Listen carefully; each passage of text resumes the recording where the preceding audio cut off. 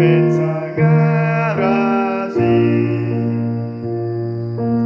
ยายข้าลืมเรื่องมองกุฎนางโอ้นำไปเถิดกางแขนยายข้าลืมเกเสมาเนยายข้าลืมความทรมานยายข้าลืมความมาก่อนวานโปรดนำไปเถิดกางแขนให้นกม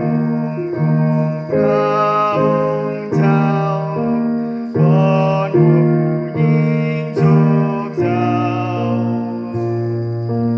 วอนเทวดาพิทักษ์รักษาเพื่อเอาพระทรงวางไว้ยายข้าลืมเก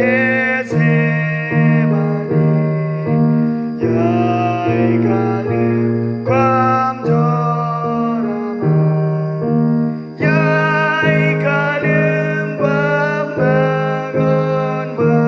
นโปรดนำไปเถิดกางแขนเมื่อมาริยาสาวมากดาลาที่ออกเครื่องหอมบูชาคอยข้าเห็นดูมองว่างเปล่าโอ้นำไปเถิดกางแขนยายข้า